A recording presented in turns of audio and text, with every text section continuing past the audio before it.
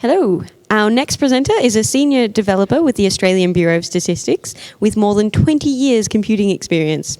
He's presented before at PyCon Australia 2012, and he's here today to share his experiences in big data deduplication and data matching using Python.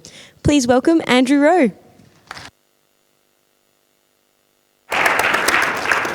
Thank you for the nice introduction. First, I'd like to start off with a little clip which sort of shows you some of the issues we're trying to deal with here in the Australian Bureau of Statistics. So, away we go.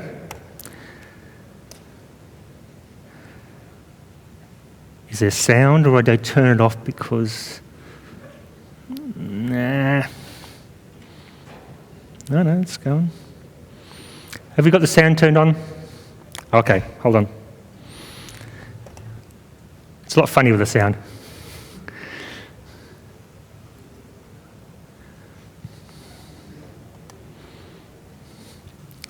I'm get it plugged in.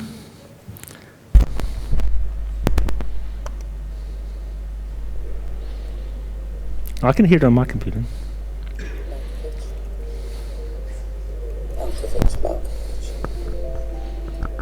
Malkovich. Malkovich. Malkovich. Malkovich. Malkovich. Malkovich. Malkovich. Malkovich. Malkovich. Malkovich. Malkovich. Malkovich.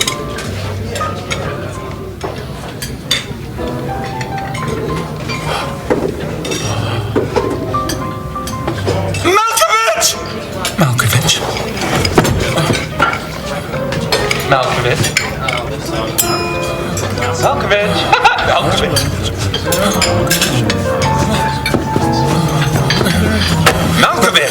Malkovich!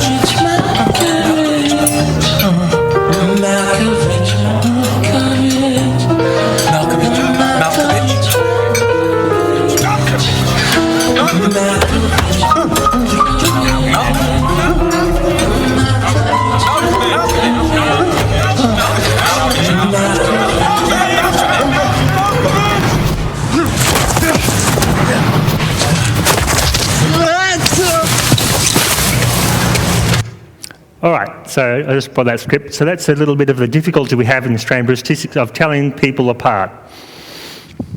You know, from afar, they all look the same. All right, let's get to the presentation. Okay, I'm going to talk about big data, duplication, and data matching using Python. So this is where I work, ABS House, where we've been studying the best ways to get a six-pack since 1905. And I think some of our studies have shown the best way to get a six-pack for most people is Texter. But that's not quite true. Actually, the Australian Bureau of Statistics is our national statistical agency. We're responsible for the census, CPI, unemployment, balance of payments, and so many other statistics you just wouldn't believe it if you came to our site. You'd just be blown away. Okay, so I've been working last few years on a project called Census Data Matching, in sort of that's an overview, where we're taking data from the census and linking them together with other things so we can have like an enhanced. So we've been linking the census to Indigenous deaths, and we were going to do Australian Cancer Database, but I've been told just before I left here that actually we weren't. So there's still information on our website, so don't believe that if you see it. But we're doing other things. So the other thing we do is we take the data from the census, and then we have another survey after the census to see how accurate the census was, which is called the PES, or the post-enumeration survey. And the other part of it is detecting duplicates.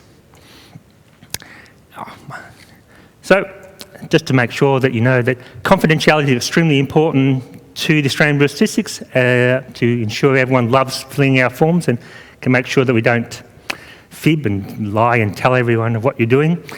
So, during the census processing, it happens at a certain time after the census when you've got your forms. Then we have your name and address, and at the end of the processing period, which was just at the end of last year, we take all the paper, all the information, all the data sets, every bit of computer code, every single thing which has your name and address, and we pulp it. The paper gets pulped, and the data sort of gets disappeared. Then all the machines we used are wiped out, and the data centre is closed down, and everything gets moved away. So you can make sure that none of your name and address is ever available for anyone to do anything nefarious to. And that means that when we're doing things that we need to do with your name and address, we've only got to a legislative defined period, and we have to finish by that time. We can't just go to like 2 minutes to midnight and say, no, keep it there for another couple of seconds, I'm almost done. It's just, bam, it's gone. So linking. It's one of the few times we have actually information on every person in Australia. Well, just about everyone. There's a couple of people always seem to miss out. And identify is we carefully store it, like I said before, on a dedicated server away from the ABS. So there's a server centre down in Melbourne, which is separate from our corporate infrastructure, and only certain people are allowed to look at it, and it's not connected to our corporate infrastructure. So if you try and go to the servers, you can't copy and paste, you can't connect file services. So it's quite locked down. Okay, so what do we do when we're linking? Why would we do that? So what we want to do is, one of the examples in linking is that we want to check school leavers, how they're progressing. So if we can sort of look at, oh God. So we want to see, we've got a survey of school leavers, and we want to see what happened to those people in the census. So what we do is we go and get the name and address from the census and the name and address from the school, and we match them up, and then we can see where that school leaver was when the census was undertaken. And we can sort of make a lot of information about that. Okay, away we go. Okay, so this is the interesting part. Did you know that pythons actually caused 250,000 deaths in Australia last year?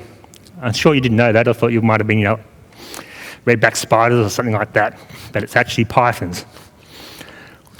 And the reason because of that is because of what we call the post-enumeration survey.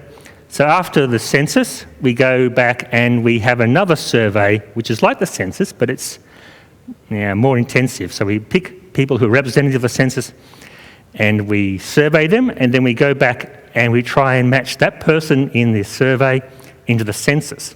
And this gives us a good indication how accurate the census was.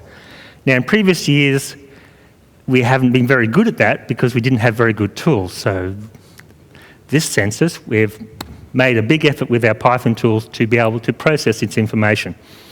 So because we did such a good job, we found out there are actually 250,000 people less than we thought there were. So that's a bit of a shock, because it's like a city the size of Newcastle, I think, or Hobart. How many are Hobart? No one knows, so it's probably not that important. Okay. So they were gone because we'd thought we'd undercounted it, but we overestimated our undercount. We thought we were undercounting by 400,000, but actually we're only undercounting by 250,000. So there's 250,000 people in Australia missing. Now you might think it's unusual, but why doesn't the government know where everyone is? I mean, we record births and deaths and arrivals and departures. Why doesn't we know? Because these sort of things happen in different departments and different sections at different time periods, and it's difficult to know all the time what's happening. Which should be comforting for everyone who's worried about the government knowing too much about it, because obviously that shows that we often have no idea what's going on individually or everyone else. So that should be comforting. All right. So how do we do it? So what do? We take the names and other identifiers, name and address, their date of birth, where they are, what they said their age was, and we run it through an algorithm.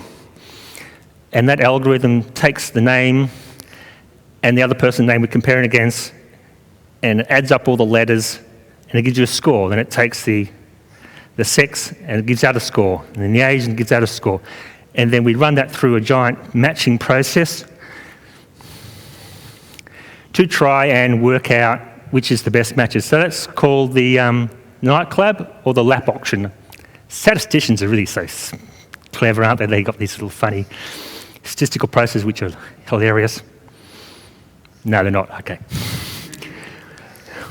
Okay, so then once we've got all the numbers about how people match up, we have to then run it through another process which says how many 100,000 people can we put in so we get the maximum result, not just whose matches best, but what combination of them gives you the highest number of matches.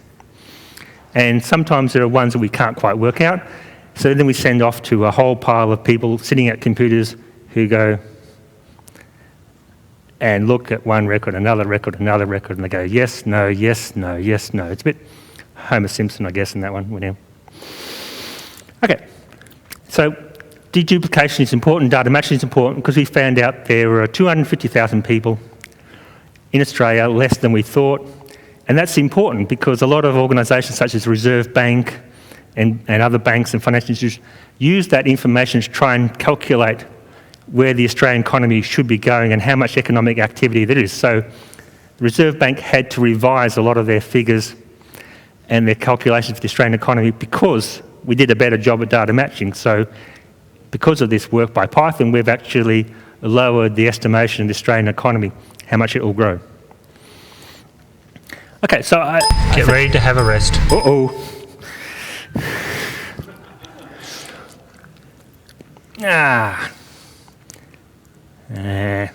Just a minute, I got it.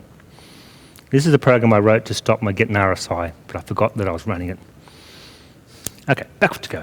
Okay, so what is big data? It's hard to define, because, in the olden days, like before I said I was 20, had 20 years computing experience, my first computer was a PCXD with 20 megabytes hard disk, 640K RAM, and then big data would be probably half a second of a video, if actually you could have videos back in those days. But nowadays, we've got bigger computers, but at the same time, data's expanded to have bigger. So what big data keeps chasing us. As we get more capable, big data keeps getting bigger and bigger. So it's just enough data that is almost impossible for existing systems to manage. And that's what we found running these deduplication and data matching in the census. Our systems were not quite able to do it all, so we had to do a lot of work to do that. So let's see, we had the Australian population at that time was 21 million, and that's not a big number, but if you try and do it yourself, like counting from 0 to 21, that million, that'll take you a long time. But how about if you have to do something like we do have a project, is you want to see how many people of the census died. Now, apparently about 140,000 people die every year. Australian population is 21 million. We want to see which ones people in the census unfortunately passed on. So what we do is you go 21 million people, let's look at all the other deaths. So that's 21 million times 140,000, which equals 2.9 trillion. Now, that's a big number. And if you wanted to, that'll take you a long time, no matter what you got. So we have to deal with that. So that sort of adds up to like 60,000 years of seconds. How much was invested for the Iraq War / liberation, depending on your view. But when you've got computers, how much is that? It's 1,000 seconds of computer cycles, which doesn't seem that bad, does it really? If that was the only thing you're doing, but you've got to do lots of other things. So doing that any time, that many times, would result in a really big number of data. So if we wanted to put that entire sort of calculation into memory in a Python data structure, you've got 64-bit numbers, you've got at least 3 of them, like one record, the other record of the score. So that's 560 trillion bytes. I don't know how many computer systems have that much data or even disk, so sort of looking that you're having a bit of a problem if you have to actually do this. So what would happen if we just had so much money we just didn't know what to do with it? We could just buy as much memory as we wanted to. Now, some people think that the government actually has all that money, but we don't. We're really poor. And also, unfortunately, we have a big organisation which likes to treat everyone the same. So we have a standardised virtual environment, and you get in the virtual server and you're not allowed to change it. You're not allowed to put a RAM disk on, you're not allowed to put any more space, you're not allowed to do this, you're not allowed to do that. So we're really constrained. So we have to use other techniques rather than money to get things. And through this project, we negotiated to get like a 32-core server with 128 gigabytes of memory. And we go, beauty, we'll be able to do so much stuff. But as we're getting there, ready to move it, there was another project which was far more vital, which took it away, and that was the pay system redevelopment. So I think you'd all agree that getting paid is far more important than doing anything to do with the census. So that got taken away. So We usually have on our servers 8 core systems with about 72 gigabytes of memory. So you can churn through a lot of data, but sometimes the fact that you can churn through a lot of data means you also generate a lot of data. And so the good thing about generating a lot of data is that Python is easily able to handle the data. So it was great running through this process and looking at the memory consumption. You go from, like, it was sitting down there, 100 megabytes in the server, then you start processing and it'd go whoop, all the way up to 72 gigabytes. And Python allowed you to do that, so that was great, because you didn't have to do anything fancy. Like Java, you have to use crazy things for like big numbers and all that sort of nonsense. And so that's great about Python. It's built in all these tools for sorting and storing and working with gigabytes of data, which just work if they have the capacity on the server. It never had any bugs, nothing ever broke because of Python. It has built-in multiprocessing support, which was really great once we started to do things. Like I said before, it understands very large numbers, so you don't have to do anything special. You just say it's a number, and it doesn't. It can have as many zeros as you feel like, pretty much. And the other thing about Python is because it's interpreted and it's fairly simple, our clients who wanted to write new comparatives, they could. So if they wanted to say, well, we know that, what was a good example?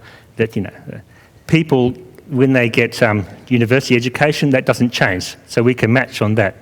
We can say if you're university educated, that's a big score. If you're not, that's a small score. And so that people don't often forget that they've been in university. Sometimes they actually do forget which sex they are, so you'd be surprised about that. Because the form works out like you put in first name, second name, and some people put in husband, wife, and then they turn the page over and they swap it over to wife, husband. So unfortunately, some people are a bit confused about what sex they are. Okay, so the first time we tried to do all these things, we just ran out of memory, even though we had 72 gigabytes. So we added more memory, we used all that up. And then they decided that, oh, we can't do this, we better get a programmer to actually fix the program to work properly. And that was me. So one of the things we can do is you can divide up the program, so you can start using blocks. So you can compare things. So instead of comparing all the people in the world in Australia against all the people who died, you can just say all the males who died against all the males in Australia, and instantly you sort of halve your sort of thing. Then you can take out the age range. So quite possibly, if you're in the census 70 years old, you're going to probably be close to that age when you die. So that's another way you can divide up the endings. And the other way you can do it is that most people, when they're that age, they don't move around a lot. So we have things like mesh blocks, which is like a little tiny block, like a dozen or 20 or 30 houses, and we also block on that. So if we do all these sort of things, we can get our data down to a manageable level and do the deduplication. So this is one example of a blocking strategy.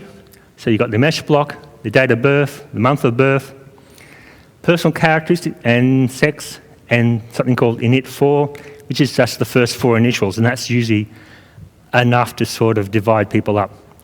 People often usually get their first 4 letters of their name right. The rest of it can be a bit, you know, I'm not too sure about. And the other one is the geographic, so we can also do, as well as mesh block, we can also do it on postcode. So as we're going through, we can eliminate people using the blocking strategy. Okay, so another thing that we found out when we were doing deduplication is that as we were running it, we had a brainwave. You actually do not have to compare yourself against yourself. You can go halfway through the thing and then say, okay, we've already done. So you can stop, and that was a brainwave. I mean, who'd have thought of that? And the other thing we can do is that even though you've got memory, you've got 72 gigabytes, you can easily use that up. But what you can do is you can use your disk drives as a memory. Not virtual memory, but just put it out to disk. So what we did was we wrote a disk-based dictionary. In normal, the Python dictionary, it's in memory, but we rewrote that one so the dictionary is held on disk. So that way, instead of having like a 72 gigabyte dictionary, which was the maximum we could have like a 5 terabyte dictionary. It's a bit slow, but as long as it goes, it's okay. That was good. That was my first, one of my first things actually using the magic double underscore things. It's really cool, man. I don't know how much time that would have to do in Java or C#. I'm not going to find out in case it's quicker and then Python doesn't look so good, so we won't worry about it. Okay, the other thing you can do as you're going along, these things often crash because they run out of memory and disk, but you can sort of save yourself as you go, like a game. So you can have save points and save, and you go along, you save the data, and you crash and you go, oh, then we better start again, and you change the program, make it work a bit better, and you start up again from where you were before, and eventually you get it going. And the other way we worked out is that to make things faster is we're using MPI. It's a multi-processing interface, maybe, something like that. And we decided that you could increase the speed of things by creating a shared memory block in the server. Instead of then, normally like an MPI, you would create maybe 20 gigabytes of shared memory, and then you copy that memory to all the processes you have. And then you've got 20 times 8, and you've run out of memory. So what you could also do, instead of doing that, create a shared memory block, and then you send around a handle to the shared memory block. So instead of getting 20 times 8, you've just got 20 gigabytes, and that was a way of making things a lot faster and using up less memory. Okay, and also sometimes you've been given a small program which was written maybe for comparing 10,000 to 10,000, and that sometimes doesn't matter what you do there, it's going to work. But if you're doing 20 million against 200,000, it's order of magnitude more complicated. So you have to think about how you do things a bit better. So first, when we had Febrile, which was the software we have from the ANU to do this sort of stuff, is that it would generate a list of things it wanted to compare and generate the combinations, and then it would generate another list of the results. So you got 3 things. So you think about it carefully when you're generating the comparisons, the things to compare about the combinations. You can also do the comparison at the same time. That throws out another big blob of memory, and you save memory and you save time, so we did that as well. Okay, the other thing you have to do when you're doing multiprocessing is make sure your processes are independent, so they don't rely on them, so you don't have a situation where they have to keep talking to each other to keep themselves on schedule. You let them just run off, and then when they're finished, then you consolidate the information. Otherwise, you've got a lot of chatty overhead. And then one other thing that's very, very important when you're doing giant numbers of data, you have to micro-optimize. So you have to go through every single line of code and think, does this need to be here? Does this need to be here? Bizarrely, even things like comments, or the number of spaces or tabs, or even something as usual as a bracket. Now, most people wouldn't think twice, but put in brackets. It makes it look nicer, it's more logical, but when the Python interpreter comes along, it's got to go, ooh, it's another step. So after you went down through your code, which had been running, like 2.9 trillion times, and you just get the brackets out, you save, I can't remember, I think about 10 milliseconds per statement. And that really adds up. So that's the sort of thing to do. But bizarrely, if you put that around a while statement, it actually goes slower. So in a while statement, have brackets. If statement, no brackets, and you'll go a lot faster. But I don't know if many of you really notice the difference. The other thing is what we've got here is called delayed gratification. So don't log, because that slows things down, if you can get away with it. Don't print out things on the screen, because that slows things down. Don't talk to other processes, because that slows things down. And pretty much the only thing you want to be doing in there is spinning around doing the calculations. You don't want any output until you've completed. Then you write it all out. So that's what we're doing. And this is the end of my talk.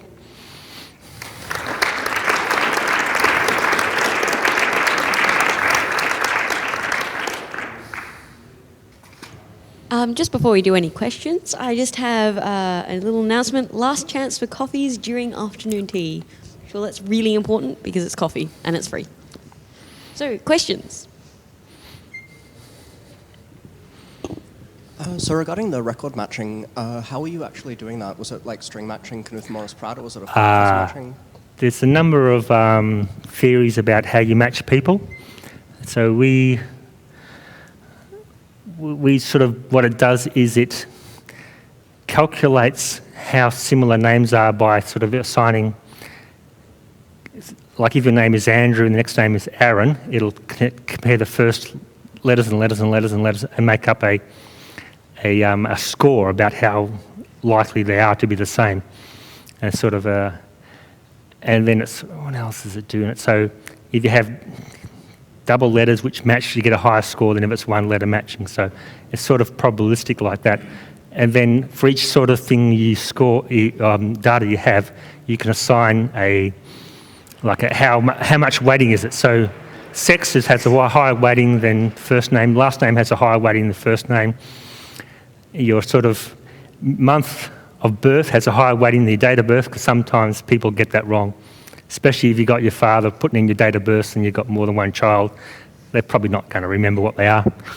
But they might remember what month you were born in. So that's the sort of thing. So we have, eventually you get a score about how likely they are to be together.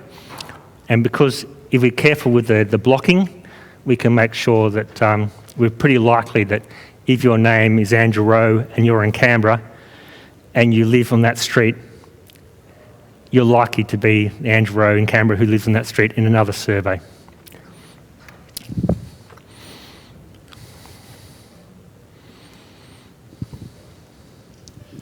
So with the Python shared memory that you mentioned, and that was when using MPI run, Yes. It's where you used it, and so it was a sort of a command, a part of MPI run is being able to set up shared memory, is it? No, because we're only running on one server, we don't go across servers. It was Windows shared memory. So what I do is I allocate a Windows shared memory, I pickle the dictionary, put it in the shared memory, send a handle around to all the other processes, here is the shared memory, and then they would unpickle it into their own thing.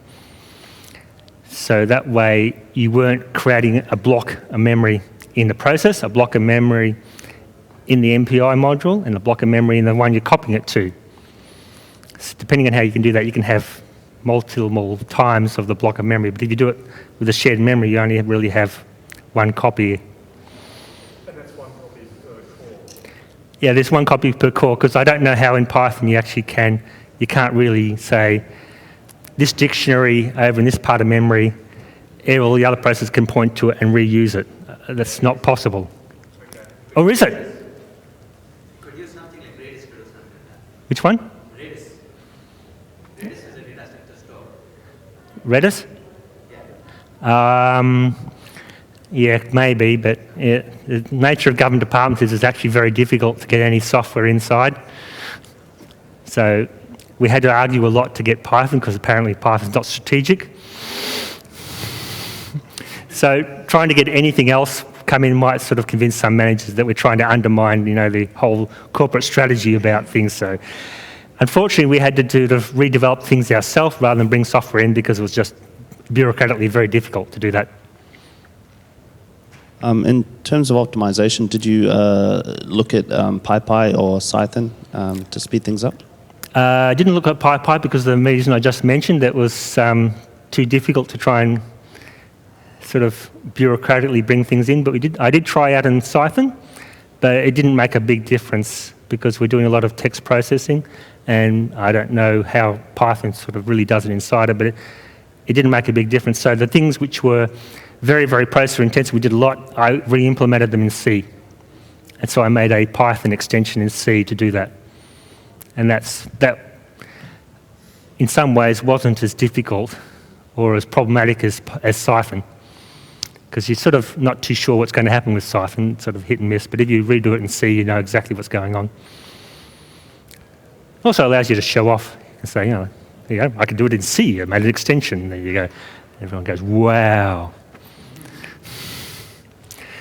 Okay. PyCon AU would love to thank you with this lovely coffee cup lovely. and some Norwegian blue coffee to go with it. Thank you very much. Please Thanks join for me your in attention. thanking Andrew Rowe.